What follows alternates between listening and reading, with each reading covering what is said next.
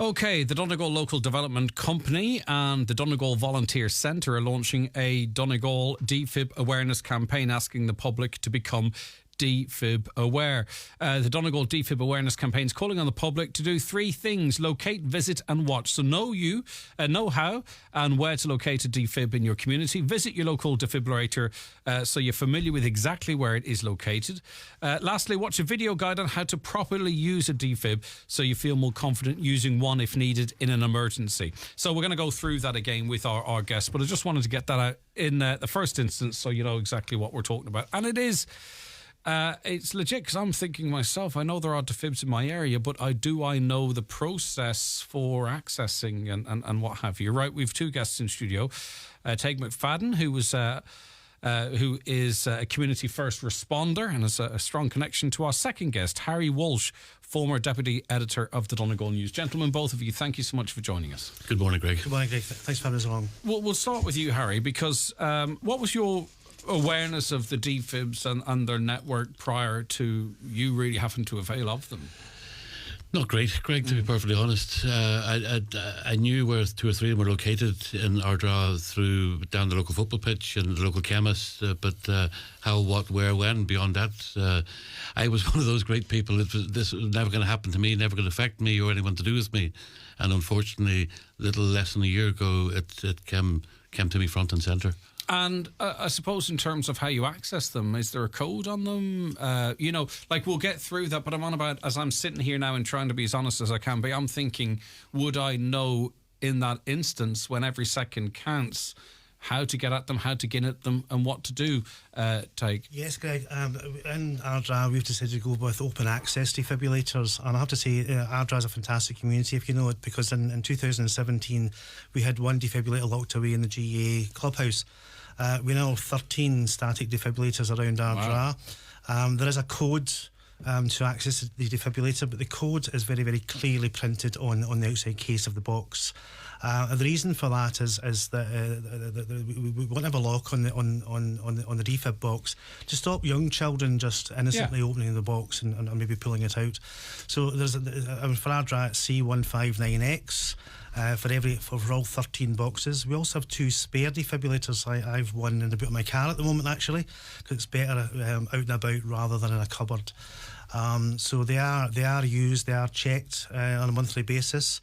And you know, it takes a lot to run these things as well, because each requires new batteries and pads every 2 or 3 years, and that's about 160 euros a time. And indeed after every use. They're not used that often, fortunately, but after every use, the battery and pad has to be replaced as well. Yeah, but it's like even CPR, you know, it's a huge drive to make sure everyone knows CPR, but again, it's something that is not routinely used, but you have that knowledge. And I think that's why it's quite important maybe to familiarise yourself with the video guide. That sounds like something I'm certainly going to have a look at that myself, as to, you know, so in other words, that there's a bit of unconscious thinking in that crisis moment, that you have knowledge stored. Our brain's an amazing thing. You know, it can be unconsciously stored, but then brought to the fore when, you know, you need to be thinking about other things as well. Absolutely. And certainly whenever I've had the few occasions I've had to do CPR, the training does kick in, it takes over. And certainly when Harry and I and Kevin Maguire, who also attended that morning, had been walking around the hills around Asaranka Waterfall the previous Saturday, so we've got to know Harry. And it's different when you do it to someone, you know, I suppose you're more invested. But the training does kick in. It's important because CPR actually saves people's lives. It keeps them alive. It's probably more important than defibrillation. But certainly, you know, the first thing to do is 999 or 112. You then commence CPR. The people often they will talk you through as to what you're doing. And let's break it down, because we say we're going to dedicate a lot of time talking to Harry and his experience as well. But just the basics, like CPR is a very basic thing that you're doing.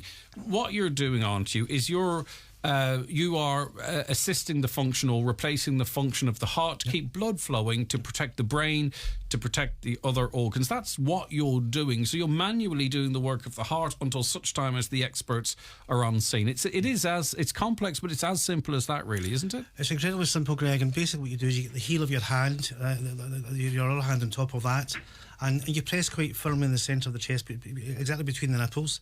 About 5 centimetres down, and you compress about 100 to 120 compressions per minute. Because I've had to do this. And even in the heat of the moment, and even though it was a life saving, or that was the effort, it was the aim was to life save. You still feel that you're hurting someone or you're doing damage, especially if it's someone I think that you know personally, right? Yeah. How do we overcome that in our minds? Teague? It's basically a case of life over limb. In fact, Harry and I have spoke about this. Certainly, someone doing CPR that morning, it might have been myself, possibly was, broke Harry's sternum. But better that than his heart not working. Mm-hmm. And so it really is a case of life over limb. Okay. And you can recover from broken ribs, and that's a key message I would really want to try and get out there, is to say, don't be afraid of having a go. Ireland is very progressive in that we have a Good Samaritan Act. And that actually protects me against Harry suing me for breaking his ribs effectively. But the intention is obviously to save someone's life. Yeah, of course. Okay. Right, Harry. So in advance of your heart attack, and you I think you speak quite freely about this too. I mean, you had overcome another health challenge, hadn't you? And perhaps thought, right, that's behind me now. Let's just crack on with what's left. Do you know what I mean? So do you want to talk a little bit about that and then lead into your cardiac arrest? Of course, Greg. Towards the end of 2018, I was diagnosed with bowel cancer. And that necessitated an operation followed by chemotherapy, radiotherapy, and an ileostomy, which a couple of years later got that reversed. That's a bag which allows you to go to the toilet and what have you. So got that reversed on the April of 21. And so at that stage, I've been through my cancer, my chemo, etc., and back on Happy Street, Greg, and so to dodge that bullet, and that was me living to my 90s, etc. And then the 12th of March that was a Saturday morning, went to bed as normal. Unfortunately, I didn't wake up as normal, and I've lost the next couple of days of my life effectively. And I'm piecing them together. 11 months later, I'm still trying to piece together some of the events of those couple of days. And did it come out of the blue, Harry? Because you're quite an active person, aren't you? Presumably cardiovascular and all that's all up to shape. You're out walking and all that kind of stuff. Like, was there any, looking back now, anything that could have flagged this for you, or just out of the blue? I don't think so, Greg. As Teague says earlier on, the previous weekend we'd walked about 15k. As part of a group, must be 20 of us, and not a bother. But again, looking back on it, I was stopping at, say, halfway up a hill, taking photographs, and maybe 3/4 of the way up the hill taking the photographs. But I tend You've been a bit clever, were you? Well, on a serious note, you're taking a breath at the same time. Yes, exactly. I do like taking photographs, but looking back at it now, maybe I wasn't fit to walk any further up the hill I get at that point. It was an opportune time, Correct. but it was serving two functions. I get you. Okay. Correct, yeah. So, did you have your heart attack in bed, was it? Or? I was laying in bed, and again there was a couple of circumstances. I was extremely lucky. Yeah. My good lady had contracted COVID the previous day, and Trisha's a nurse, and Trisha had been due to be working that morning. So that was luck number one. She was in the house. Okay, yeah. Luck number two, I was asleep downstairs in my daughter's bedroom, but she was home that night. So I slept up with the boys, which is across the corridor from my wife, and that was luck number two. And luck number three, the lads happened to wake up and heard me. Seemingly I do a bit of snoring, Greg. But they heard. That's why you're in every room in the house, Harry, if the truth be told. but possibly. So they heard a grunt or a groan, and thankfully one of them didn't like the sound of the grunt or the groan. He went across the corridor to Patricia, and by the time she came back across the corridor, I stopped breathing. Wow. And I'm told I was thrown onto the floor unceremoniously at that, and Tricia, thank God, she started CPR immediately. One of the lads rang 999, and then my daughter, who was downstairs, she was aroused and came up, and I found out subsequent to that Megan had done CPR in transition year at school. And with Tricia, with the COVID, Tricia got tired quite quick. But Megan just took over, and I was chatting to Teague outside, and he was saying Megan will continue the compressions until they arrive some 20 minutes later. And we'll get that when he comes in. But yes. It's something like this. It affects the whole family. I mean, it's not easy for sons or daughters or a partner to see you incapacitated like that. Yeah. And that takes a bit of getting over, doesn't it? Because we're going to be talking now about your recovery, right? But that sticks with you, doesn't it? They had that they've had to and probably continue to have to process that as well. And then the fear, is it going to happen again tomorrow? Or correct? Do you know what I mean? No, very well said, Greg. My initial kind of life-saving technique kicked in as in I wanted to stay alive. You know, so the next number of weeks I was trying to get well again, to be there for my family. But as time passed, then as you rightly say, what about the two lads? They were there. They seen me, and not breathing. My daughter seen me not breathing. Tricia seen me not. So I was concerned and continue to be concerned for them. But that's because again as well, that's also actually a weight for you to carry. Yes, because you're obviously going to look out for their emotions and feelings. And particularly had been through the cancer a number of years previous to that. I was trying to be brave for my mum and dad are still alive, thank God. Be brave for my parents, for my wife, for my children.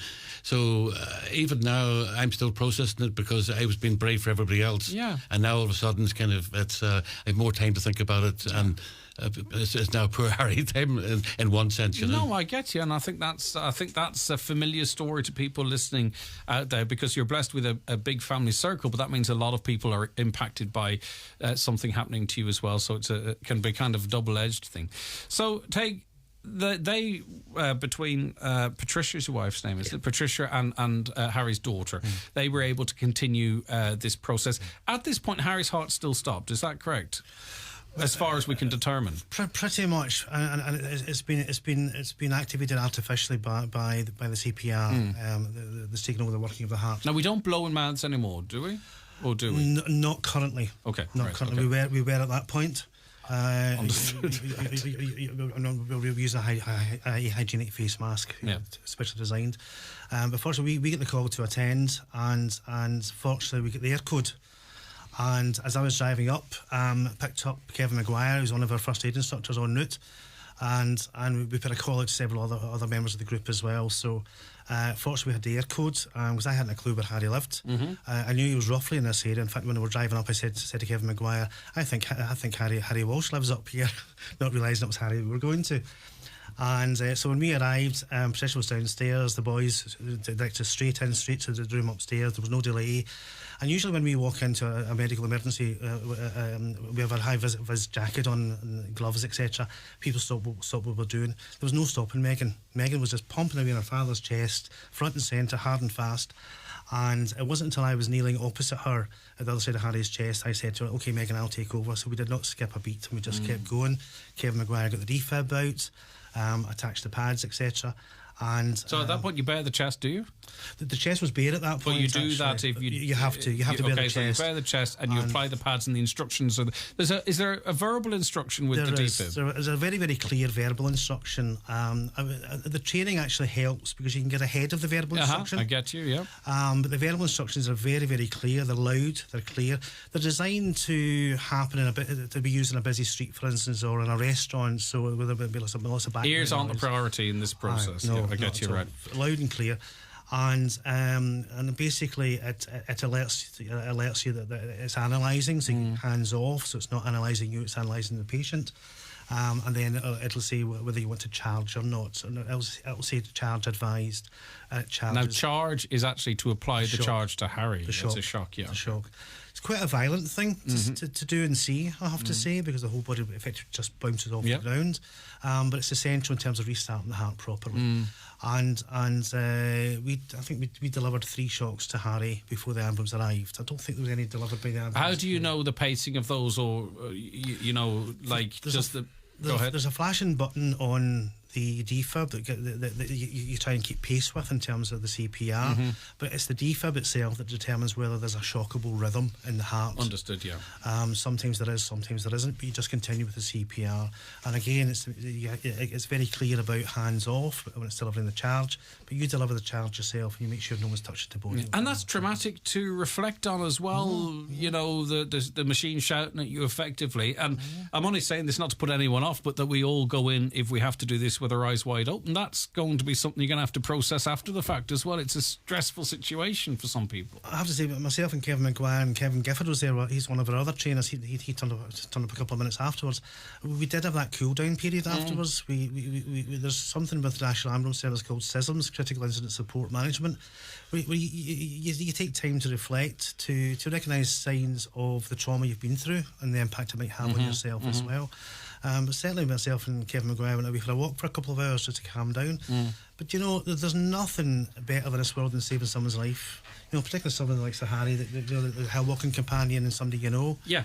And that's what I say to people, you know, don't be afraid to give it a bash. So, I mean, obviously the ambulance response times can vary, right? So, how do you know you're doing everything right? So you've applied 3 shocks of the, and I know you know everything, but I'm thinking if it's a person out and about. Do you know what I mean? So, like, the machine's instructing you, you're continuing the CPR, and you just keep doing that until such time as don't question whether it's working or not, or give up. You just keep going until, because those ambulance crews, they will keep going when they get there, even when it seems all hope's lost, and they've got machinery that can apply, you know, extra force and all that kind of stuff. Right? Okay. So, Harry, you're oblivious at this point. What's your next memory? Waking up in Donegal Hospital.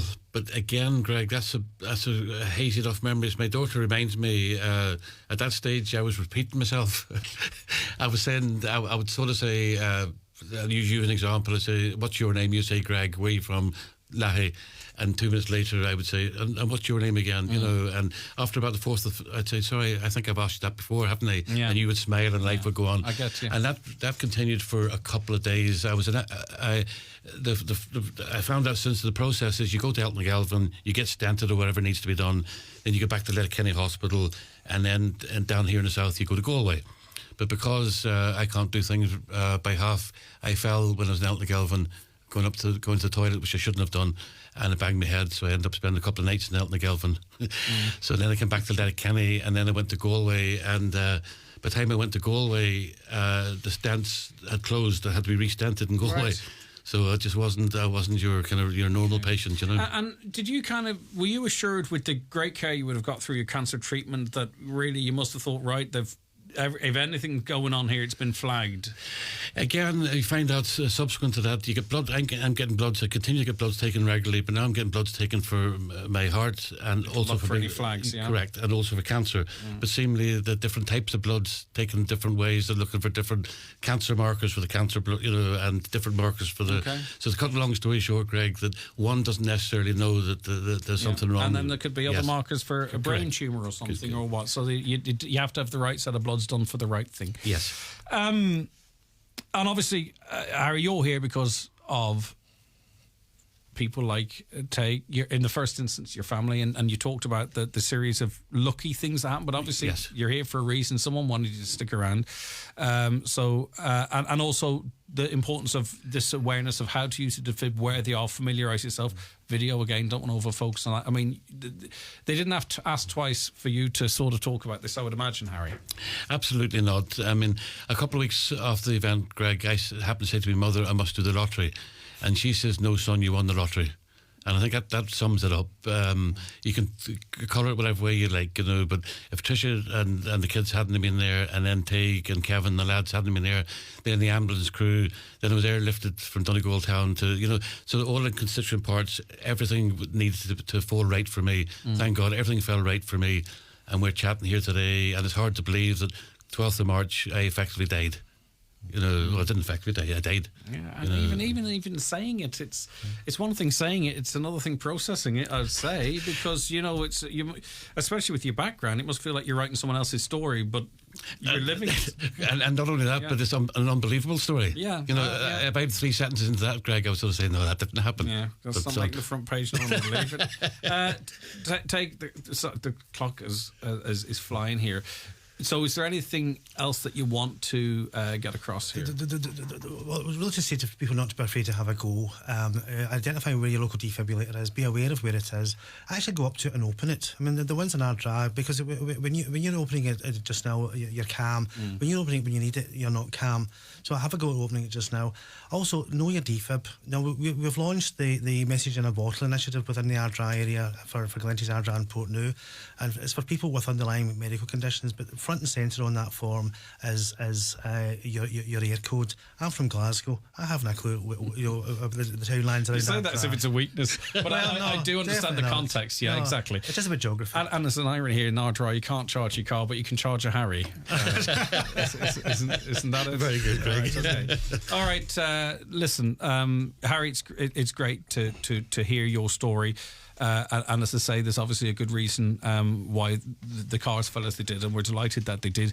And you, Teague, you just keep saving lives. Yeah. We're looking for volunteers at the moment. All right, for in volunteers. about 30 seconds, if you don't mind. We're looking for volunteers with both Ardra and Glenties first responders, but you can also contact the Volunteer Centre because there are other groups around Donegal that are looking for volunteers all the time. You get full certified training. There's ongoing support as well.